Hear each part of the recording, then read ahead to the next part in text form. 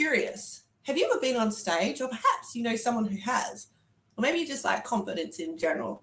Come and join us today. We've got Darra Raquel on the show.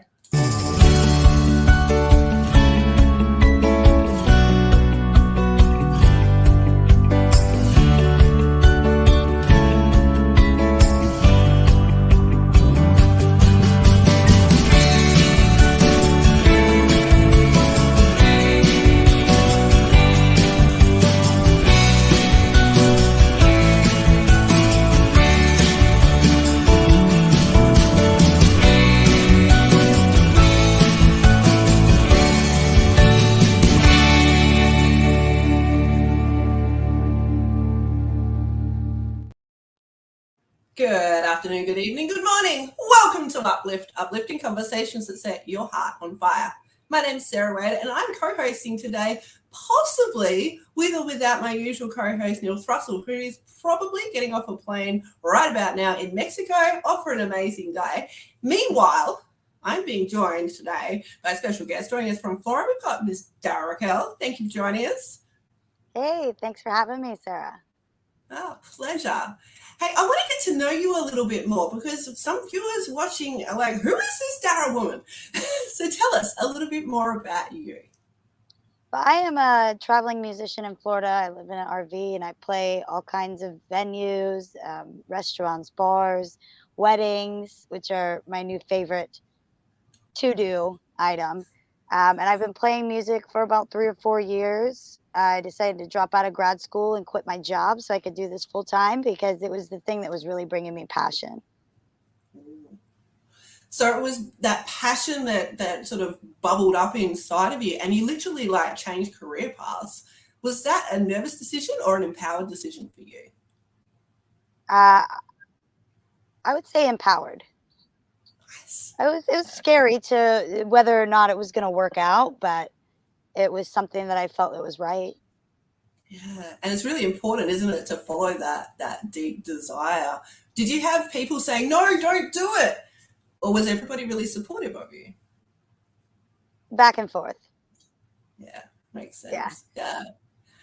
I'm wondering if, because, you know, a few of us were on stage in one way or another, you know, whether it's on stage in a social media setting or we're on stage because we're in front of a band, or whether it be at a wedding or a massive concert or a really beautiful, intimate concert. Do you have like a pre-show routine to get you in the mood, or how do you go about quelling any nervous anxiety or things like that along the way? Oh, good question. I think starting out, I had to use some techniques that were like pertinent.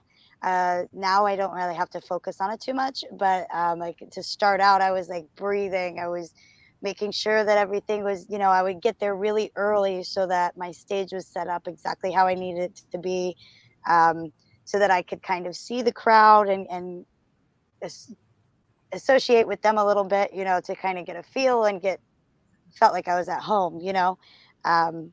Now I just kind of use an anchor, bring myself into a good spot and Nice. and kill it. Beautiful. So for people who are at home are like, why is she rubbing her finger right now and talking about anchors? Don't they belong on boats? Can we go into that a little bit? Sure. So I think you know what an anchor is. You might have pointed out that I was just pushing on my confidence anchor. So an anchor is you pick this feeling that you want to have, whether that be confidence or, you know, excitement, and you find a spot to touch. So it could be your elbow or your ear, and you kind of just push on that, and it brings you to that sort of physiological response to the memory-based feelings. It makes sense. Yeah, I remember seeing portraits, you know, from years gone by. You see royalty with their hands behind their back, holding onto their lower back and feeling quite confident. And I don't know if they knew back then, but I wonder if that was their anchor to, yes, I'm in charge, I've got this. Yeah. So you, with that confidence on your finger, has that been something that you've installed recently, or was it something that you've had over the years that have helped you with your stage presence? I think it was probably more recent. Yeah. Yeah. Yeah.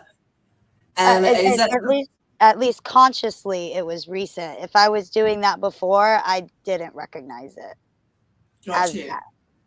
Okay, makes sense. Because I've noticed a lot of musicians when I've gone out to as a fan to witness shows, you know, they have a bit of a routine. They sort of walk around the stage, maybe they check their set list, or that, you know, they do a movement that if you go and see them a lot of the time, like I've seen you do that before. It's that anchor. So again, whether they know it or not, we've all got this way of going about our time to feel that confidence, right? Right. So if you were And if you were to be approached by a new musician and, you know, they're very comfortable in their home, they can play and sing in the shower without any problems, what would you say maybe the 3 next best things that they could do would be to develop that stage presence? Well, the quick and easy answer is to just go and do it all the time. You know, any Yes. opportunity you get, whether that be in front of a group of people that you're familiar with or in front of a group of strangers, like open mic nights, whether that be joining a club like Toastmasters and continuing to develop that ease on stage. That's definitely one, is just taking the opportunities when they arise. Another thing would be to, you know, develop, like you were saying, some kind of technique or thing that you go through that takes you back into that mindset. So whether that be like some deep breathing and take, you know, a couple of stretches. I used to do stretches all the time when I was getting on stage because it would kind of release some of that anxiety that I would hold on to.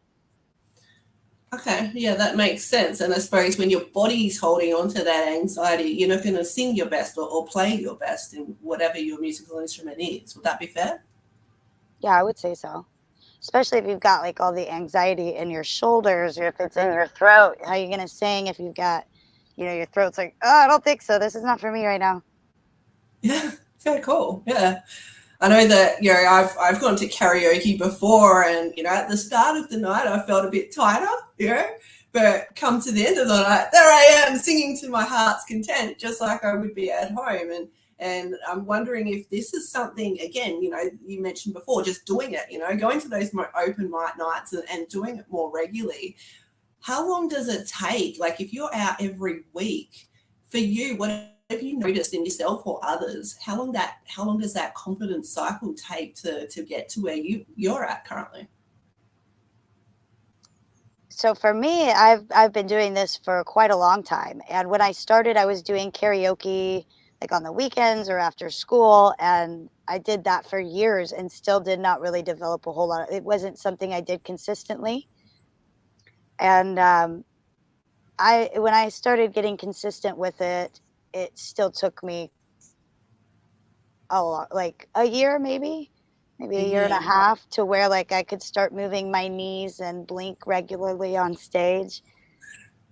You don't need to move or blink, do you, when you're on stage? Surely these are like human traits that you can just leave on the side of the stage, right? Well, I think using body language and being open with the crowd in that way is going to help you engage your audience. And that's, you know, with music or even in any kind of speaking terms, by moving around and keeping their interest with these kind of sort of things, it definitely helps. And not only that, when you have their interest, it helps to build your confidence as well. Hmm. Yeah, that makes sense. Having that interest in your performer makes you not only want to go back for more because they put on a great show while you were there, it also makes you want to go to buy their merchandise, and more importantly, tell your friends, you know, jump on, hey, whether it be jumping on socials or just having a yarn with a friend, you know, hey, I just saw the most amazing musician, like go check out Darra Raquel music. She was amazing. Like her air of confidence on stage, she worked it. She's moving here, there, and everywhere, and I felt like it was just us. Is that the sort of emotions that you want people to have as they walk away from one of your performances, or is there something else? Oh, absolutely. And it could be a great excitement. It could be something where, you know, you're bringing tears to their eyes by singing a song that reminded them of some experience. It's really like a whole healing that you can provide somebody with by just stepping out and doing it, regardless of how fearful you are of it on your end. It's really like taking motivation outside of yourself. Oh, huge. So if that motivation is being taken outside of yourself, where do you actually draw that motivation to be yourself from? Oh, that's a good one, Sarah. I like to ask curly questions.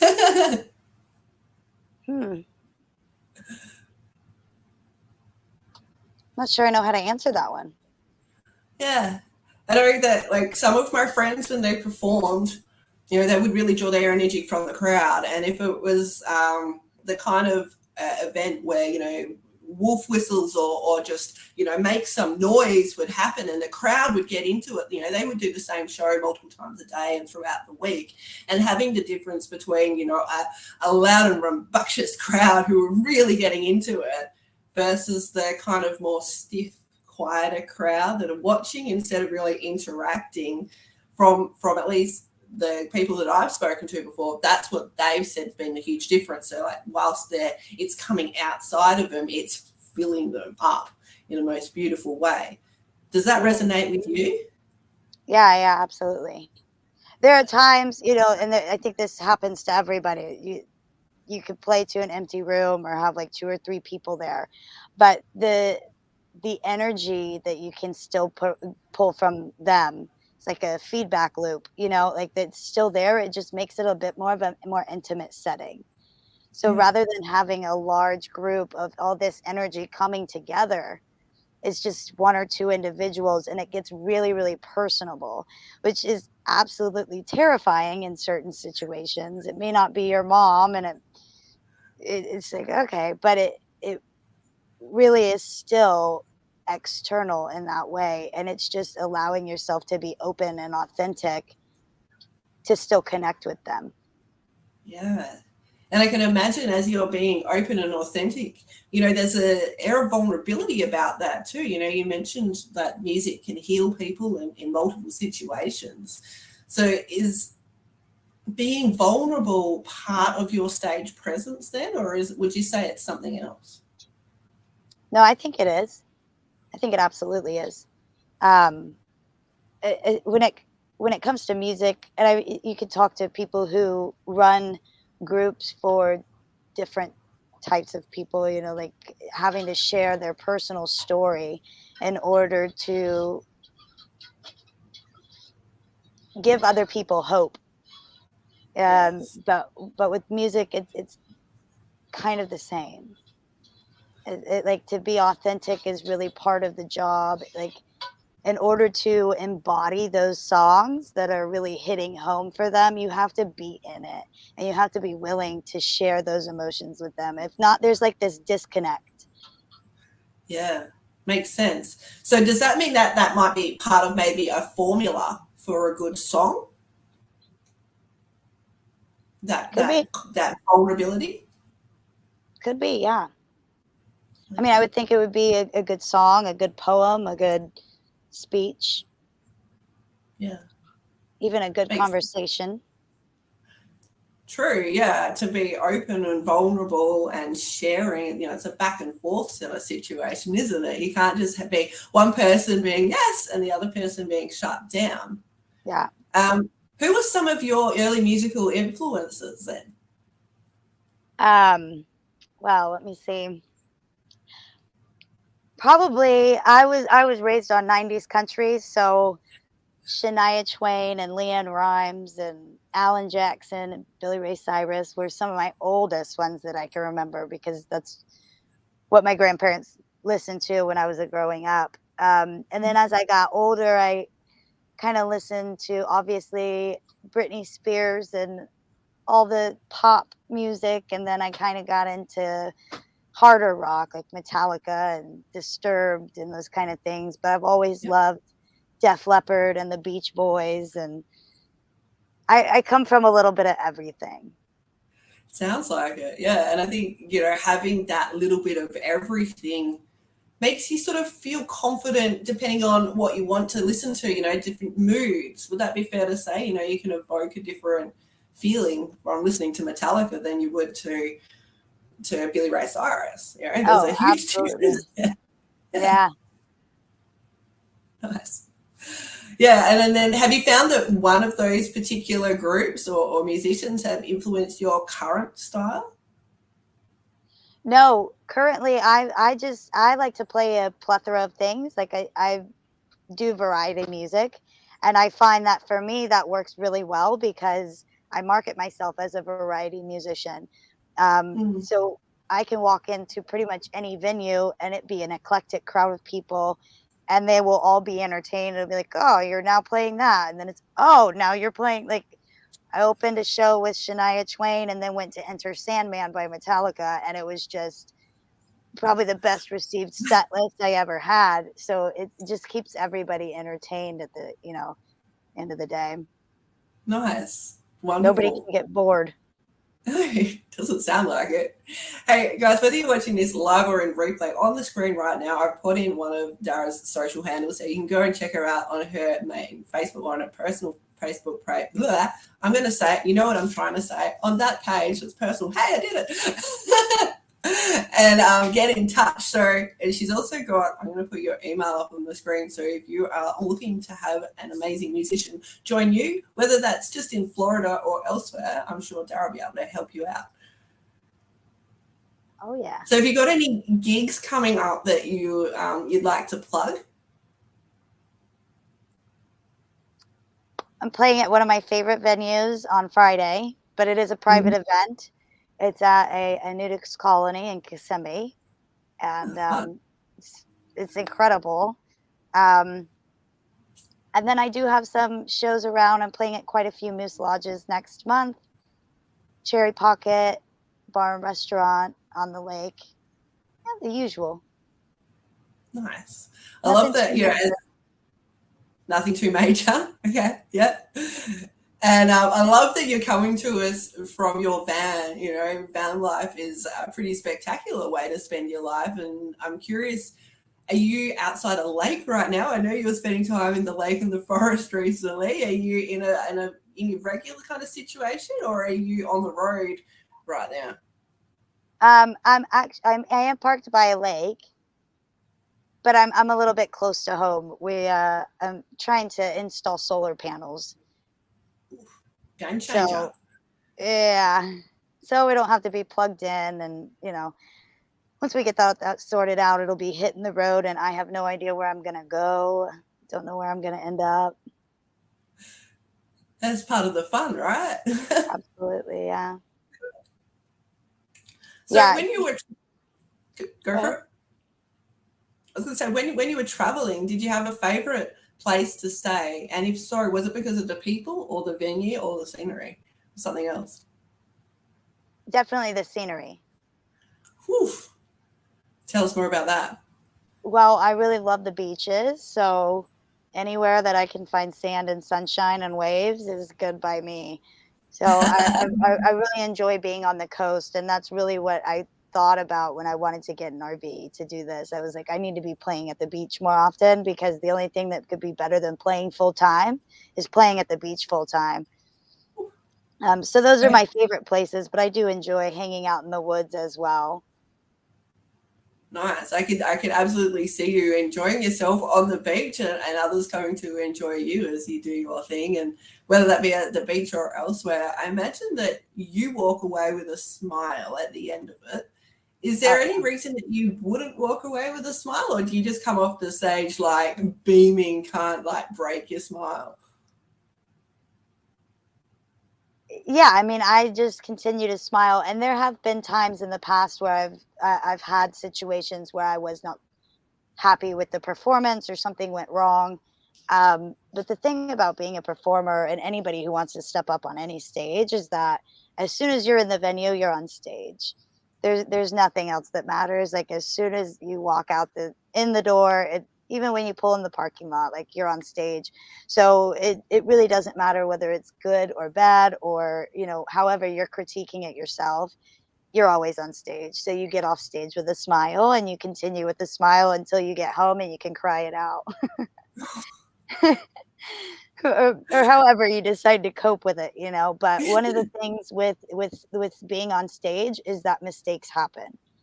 You can practice, and practice is so important, whether that be rehearsing a speech or, you know, practicing your set list, mistakes are still going to happen, whether that be technology that just fritzes out and you don't know how to handle it.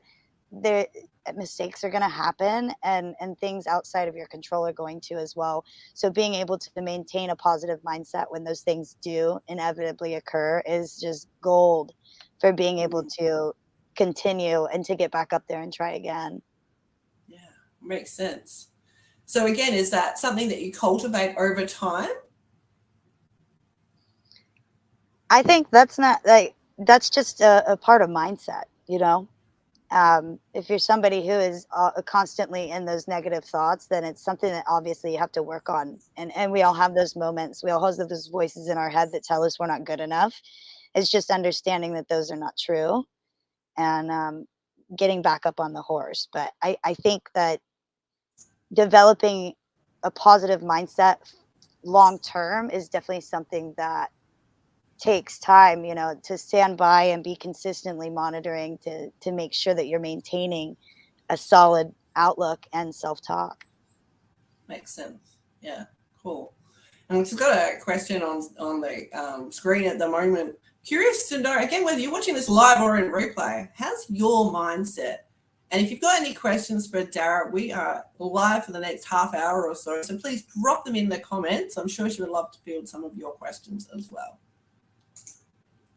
So in terms of mindset of a musician, you know, we've seen ebbs and flows where musicians will get on, maybe make it big suddenly, you know, and, you know, their overnight successes, this has taken maybe 15 years of practice, but suddenly they're out and in the public eye. And then you can see a major crash will happen before they often lift themselves up. If you were to be coaching one of those musicians who has just come out of like maybe a big hit or an amazing tour or something, and you notice that their mindset started to falter, what would you gift them? Well, I would definitely, you know, tell them to take some time and work on it. Start really caring for themselves and ask them what their motivation is for why they're doing what they're doing. And by finding that big why, like, for instance, my why is because I can connect with people, and when I get to walk through the crowd and like wipe tears off of somebody's face or laugh with them, it really makes all the difference. It makes it worth it every time. Yeah, I love that. So that really connecting with your music, you know, and wiping the tears off someone's face, what a beautiful thing to evoke for someone's feelings. Is it something that you find that, like you obviously said, you know, you go from one genre to another, or you can, you know, go from one style to another, and I'm sure that, you know, if someone called you up for a wedding and they had a set list they wanted you to play, you'd be all over that. Do you find that you're often connecting with that audience and literally, you know, wiping those tears away, or is it a different form of connection that you would usually withstand on stage?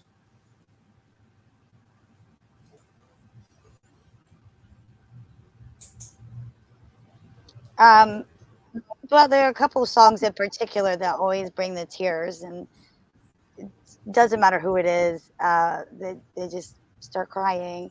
So sometimes I'll avoid those if I don't feel like I have the capacity to hold on to that for them. Yep. You know, because some days I don't have all the energy, or some days I'm just not in the right space for myself. So I'll pick things that are a little bit easier for me to hold on to that burden for them, because once they release it, it's like that feedback loop I was referring to earlier. It's like I get that as well. So it can be pretty hard sometimes to be able to maintain that safe space for them as well. Does that make sense? I don't know if I answered your question. Makes sense. Yeah, no, it does make sense. So, you know, and to be able to be aware of yourself so that you know how vulnerable you're prepared to be in that moment must make a huge difference, because just putting yourself out there, you know, you can really shoot yourself in the foot, whether that be on stage or in your energy levels the next few days. Would that be fair to say? Yeah. Yeah, absolutely. Nice. So I'm curious then, does your diet come into play at all? Like, do you eat a certain amount of certain food, or do you have a certain drink that you go to boost your energy in preparation for the show? Not necessarily, but I do avoid like milk products. They're Okay. never very good for my throat, which I'm not really a fan of dairy anymore anyway. But like they just don't do well for my throat. And like carbonated beverages, I can't tell you how many times I've accidentally had to burp into a mic, like in between words of a song. Like I'm like, Shh, did anybody notice that? Usually no one No, does, but it yeah, happens to as the far as people like energy that. and stuff, I mean, I always make sure to take snacks and stuff with me because once I get hungry, I need to eat like right then. So I've got big bag of nuts that I carry around, any kind of like clean finger foods that I can just shovel in real quick in between sets or songs is always a go-to. I take a lunchbox with me everywhere. Okay. So you're not like in between, like coming off stage in between an encore, like, munching on a Mars bar and a big beer. That's not going to do well for your voice or your body, I'm sure. Yeah. So Yeah. it's something more nutritious and delicious and quick and easy. I love that you said it was also clean, clean finger wise, do you mean, or clean body wise, or is it both? Body wise, it doesn't have to Yeah. be clean from my fingers. Yeah. Nice. I was imagining like a bit of guacamole like flying off stage, Heads up. And So, I think another thing that ask that I would ask somebody like coming from a high in their career or just like kind of taking that dip would be to really reconnect with themselves and to wonder like to say like where is this thought process coming from that you're becoming like more negative in your thinking or harder on yourself, and whether or not that comes from a place of authenticity from what they are looking for, or if it is more of a backlash of any kind of criticism or what other people are saying or thinking or doing, whether mm, that be like from an audience that may have been following and maybe isn't following, or from competition and what they're doing.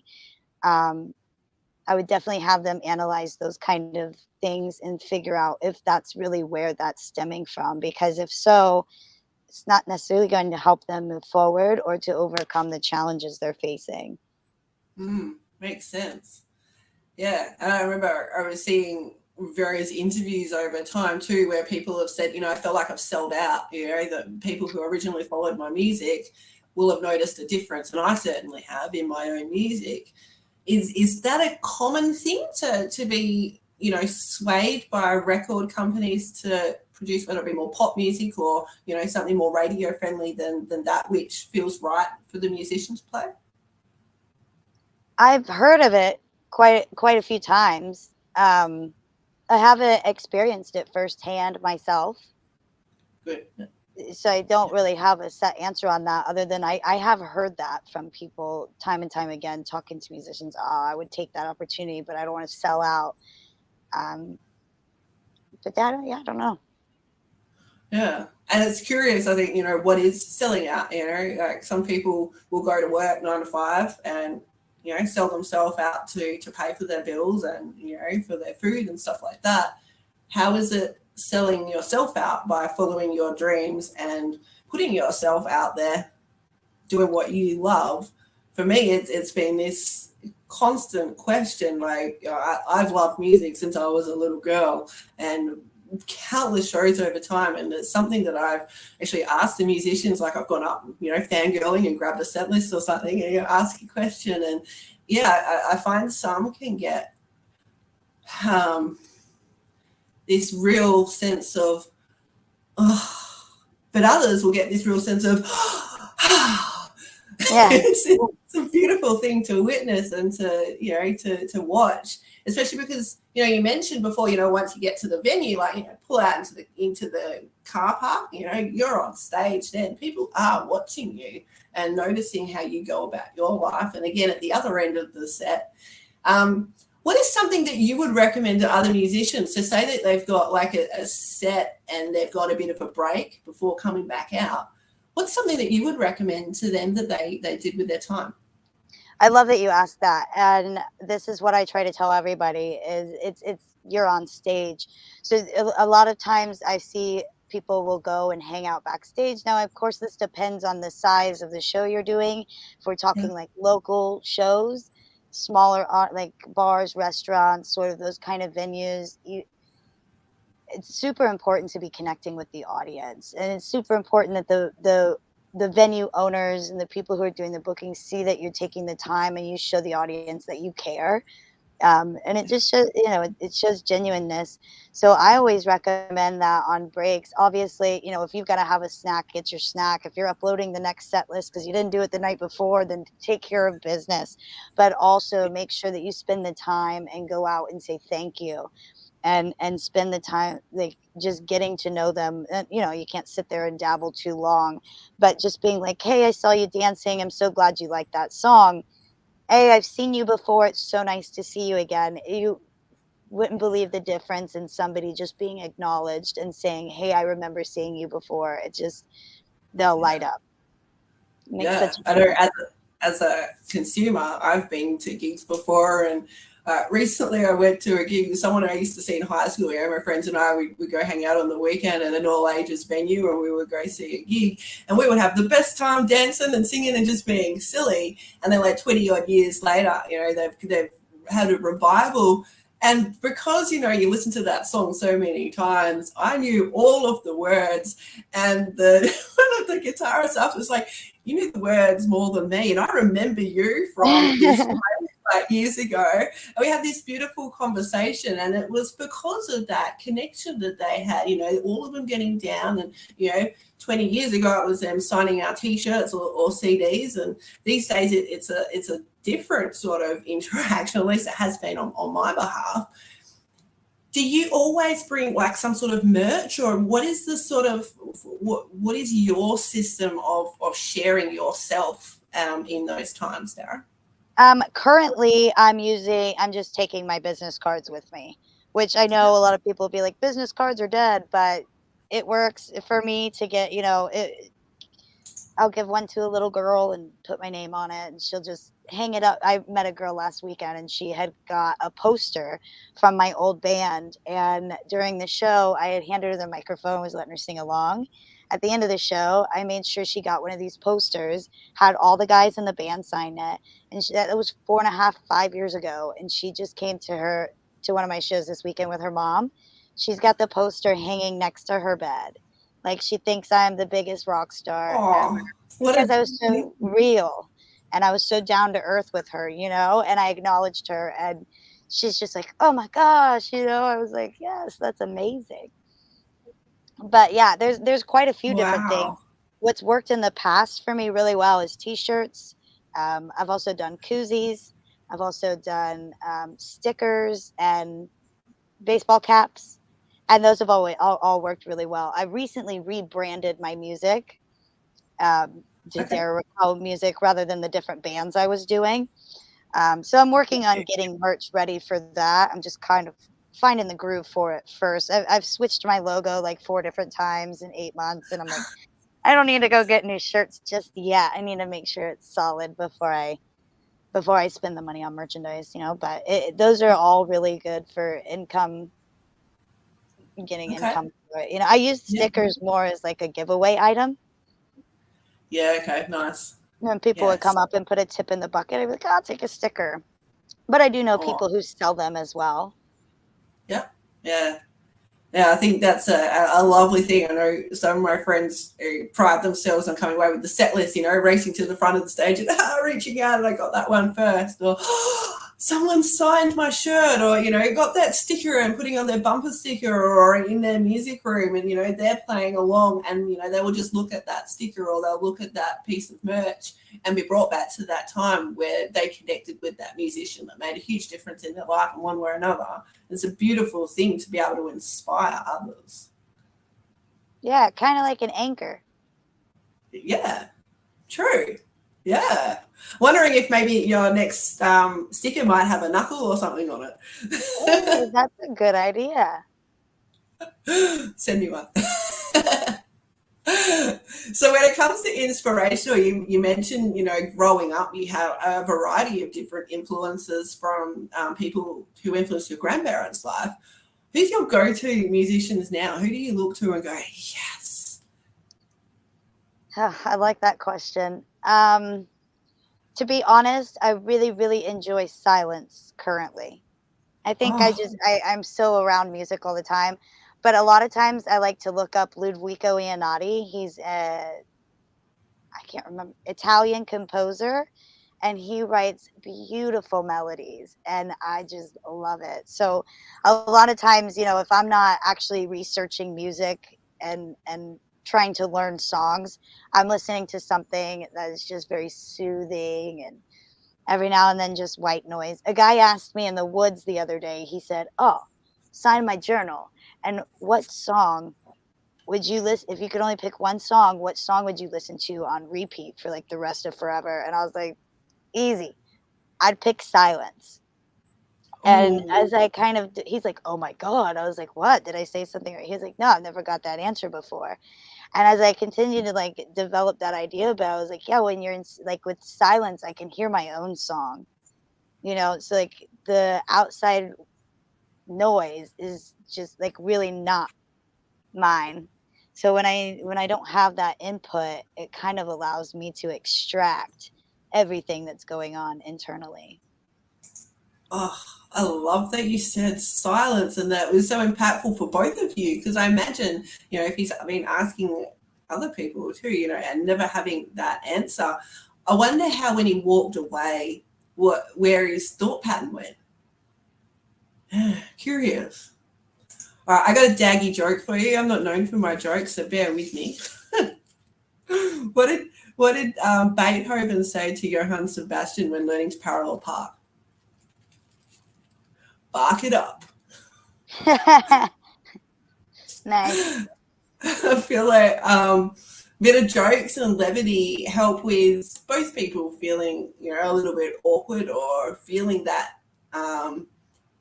movement into the silence. We're taught that silence is not necessarily the best thing, in our go-go lives. We've got to do this, we've got to do that, we've got to learn to parallel park. But when do we get taught to listen to our own thoughts? I love that you do that and that you're advocating for that. Is that then part of your process as you're listening to your thoughts when you go to write music, or does it just come? Oh, that process is hit or miss. It can be one thing one day and totally different the next day. Like it, but a lot of times, yes, it is like it'll just come when I'm in silence. Most of the time when I'm driving down the road and cannot write anything down. So it'll be like going 80 miles down the highway. Oh, I got this beautiful lyric in my head, and then before I can pull over and write it down, it's like, and it's gone. It's Oh no. Oh fine. no. But yeah, I feel like it definitely comes out more, and it'll give me like a basis of something. And then there's little spots that I need to work on and curate and to create something that is beautiful. Nice. Yeah. And then what's your personal process for writing music? Like you said, it's a bit hit or miss. And, driving down the road, is it a lyric that pops into your head, or is it a riff? Like, what is it that is there a general order, or is it just all completely random for you? Um, Usually it's a melody with like it's the lyrics going melodically is how Okay. it'll sound to me. I haven't been playing guitar very long. I've been playing for maybe a year and a half. So Mhm. it's definitely hard for me to be like, oh, that's this note, this note, this note. So that translation process from here onto the instrument is something that I am still overcoming. Mhm. But I always can take what I have done and take it over to a friend's house and be like, all right, what note am I saying? Like, what is this? And how do I get it to that? And they'll be like, "Oh, simple, blah blah blah blah blah." So, but a lot of times, I hear the intonations of the lyrics as they Yeah. kind of play through. Nice, nice. And I love that you say you can go to your friends and ask for their advice. It's important to have people that we can look up to. That'd be fair to say. Yeah, yeah. Networking is so huge. when you've gone out for yourself, you know, obviously you've broken into the music industry, you know, you're out there and you're performing gigs, but you're also coaching musicians these days. What's something that you were looking for initially to help you to get to the stage where you're at now and grow beyond even? Well, a lot of it was not being terrified. That was quite a bit of it. And then also, I didn't have a whole lot of strategy on how to do it more often. So when I was starting out, we were playing 1 gig a month. And I think as a group, that's what we were comfortable with, because everybody had other jobs, and you know, we only had X amount of material, so everybody had wives at home minus myself, and so that's really what we could handle at the time. But once I decided that this was what I wanted to do, and this is what made me happy, and I felt like it was my right place, I really needed, what I didn't have was a community of people that were going to uplift me. A lot of what I ran into was a competition mindset of, well, I don't want you to book my gigs, like I'm gonna book those gigs. So one of the things that I really, and I did have some of that, you know, but not a whole lot, and it made it a little difficult. But then also just finding the right resources to connect me with the people who were going to let me play, and how to actually promote myself properly so that I would be seen and heard without, you know, just being ignored. Yeah, Ooh, those. huge. Yeah. So being seen and heard without being ignored, is that something that you found a lot of other musicians as were struggling with or are struggling with? Yeah, I think so. Yeah, like, And you know, having somebody, you can reach out to somebody, but if you're not providing them with the right material off rip so that they know what they're engaging in conversation with, um, or you can have people that just do not answer their messages, or they'll read it and they just, that's it. You know, so understanding the way to be really cordial and upfront, but also persistent, you know. I find that happens in all kinds of things. I've got people who message me, or I'll message them, and they'll message once, and then somehow I forget to message back. You know, people are so busy that it's not always intentional that they don't. So that's also part of that mindset, is like, is this really about me? Or is it just, am I making it to say that it's about me? So that persistence that I didn't quite understand in the beginning either, and how to appropriately contact and then recontact and continue the follow-up process. It's not just letting it go. yeah, got you. So with that having to recontact and contact and recontact even, is it something that like everybody has to do? It's not just, hey, it's just me, no one likes me, shying away. You know, it's a regular sort of thing that a lot of musicians face, whether they're big time or not. Would that be fair to say? I think so. And it varies. It varies per person that you're talking to. You know, you've got some places that are very open and receptive. They're like, here's the guy, give him a call, he'll get you taken care of. There are others that say things like, well, can you send me some promotional material? There are others who just completely ignore you until you call them 5 times, and they're like, fine, fine, you've got me this time. You know, so it's not necessarily anything to do with the musician. I mean, it could be, you know, like, obviously continue to practice Yeah. and perfect your craft so that you're offering them a product that is going to be beneficial for them and you. But for the most part, it depends on the other part of the phone. Makes sense. Yeah, yeah, got you. Okay. So if, say, I'm an upcoming musician and I'm thinking about getting more gigs, would you recommend that I put a show reel together, or put a solo CD, or what would your thoughts be on the matter? What I advocate with my clients currently is by putting together a promo compilation video, where you take, you know, you want to show the variety of your styles. So for me, I've got a slow country song, I've got a heavy rock song, I've got a 90s tune, I've got a love song. Like, I put a little bit of everything in there together and then just mash it with contact information at the front and the back. So, you know, if you're somebody who's doing just rock and roll, you're going to want one of your slow rock songs. You're going to want one that's like heavy and fast paced, so just that it shows your variety. And I found anywhere from between 2.5 to 3 minutes is usually about the time that, like, if you, it depends also, I think, on who you're marketing to. Like, I'm working with people who want to be more restaurants and bars and those types of things.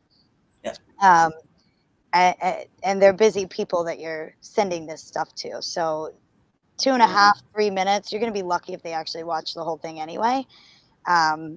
So yeah, a compilation video, 5 or 6 songs, 20, 30 seconds a piece, with contact information on the front and the back side where they can contact you and get with you. And I find that that works really well for this type of scene. Makes sense. So you don't want to be setting like a full set list. You know, this was me playing at Joe Blow's restaurant last week. You know, it's the top and what is a little piece of all of yourness. Yeah, some highlights. Yeah.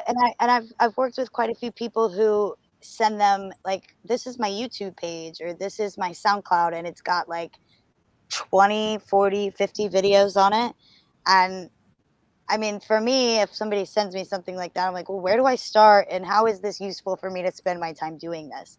So and it's nice that when you reach out that you can put those links on there, but it's also very good to have that one video that showcases your attributes. It gives variety, and then if they want to look into it further, they can follow those links.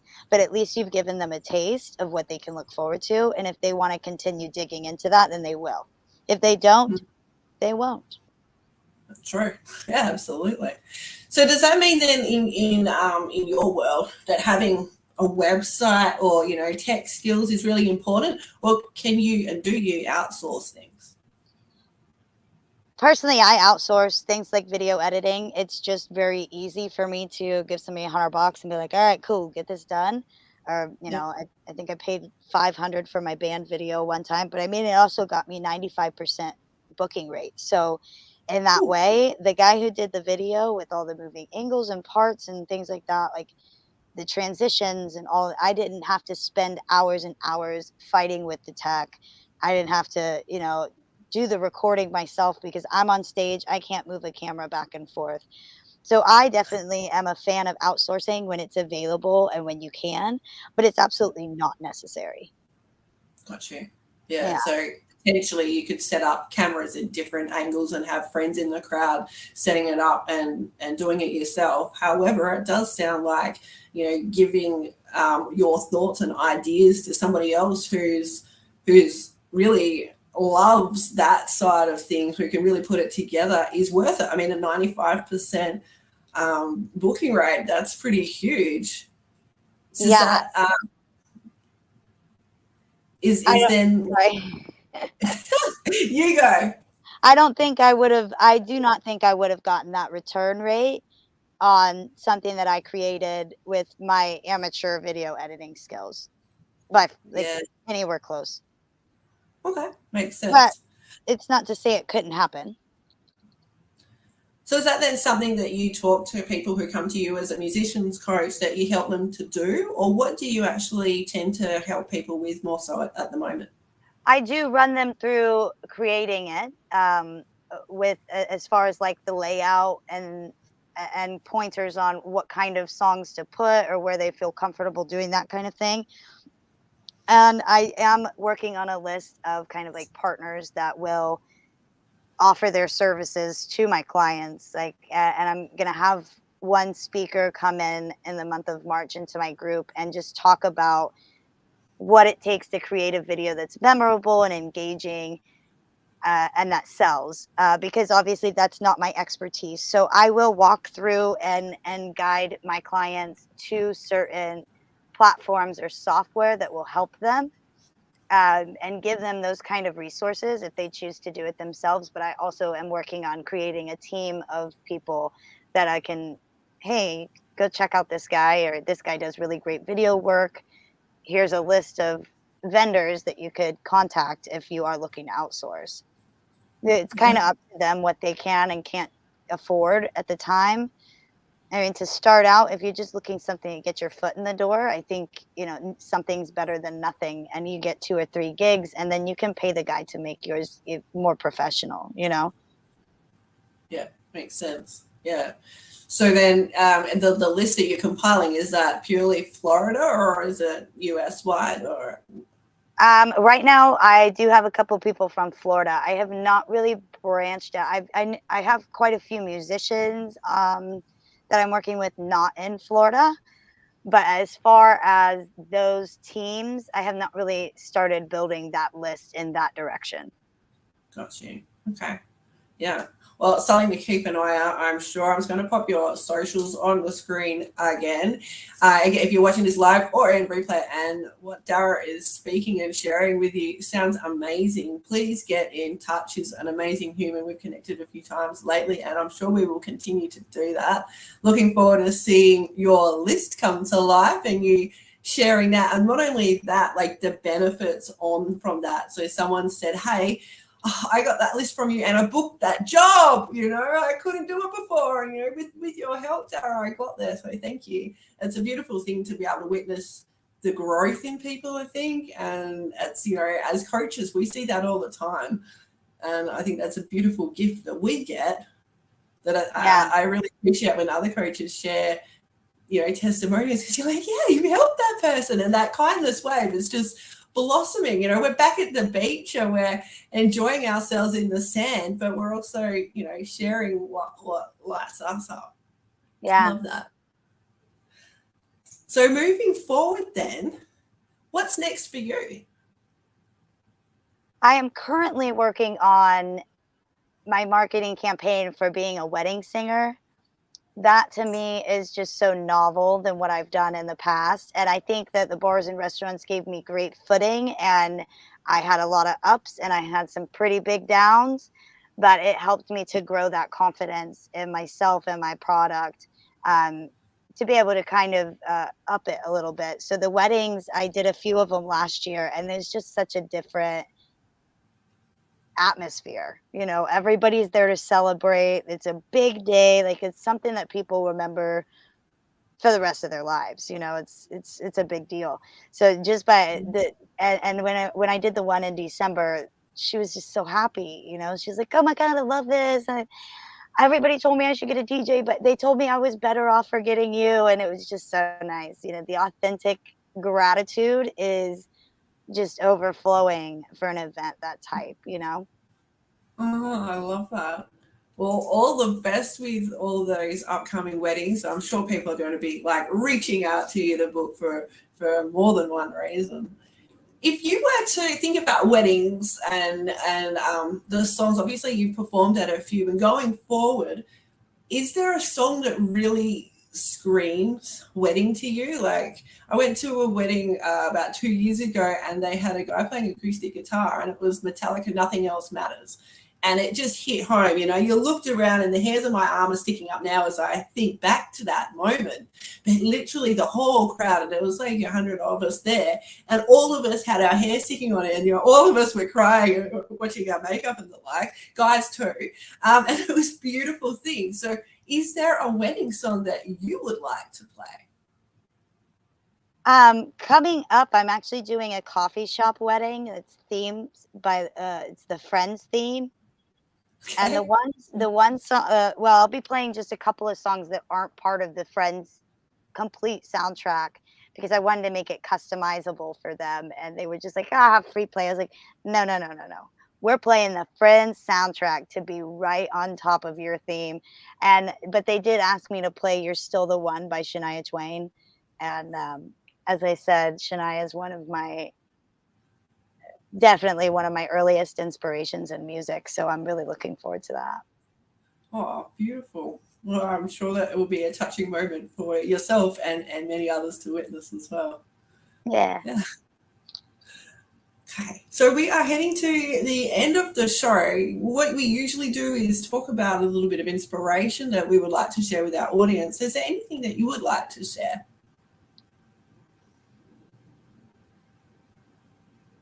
I have had an awesome time chatting with you today. And just keep on keeping on. Don't worry about what other people are saying, and don't worry about what other people are doing. Do what's right and authentic to you. Be a good person, and it's going to go how you need it to. Trust the process. I love that.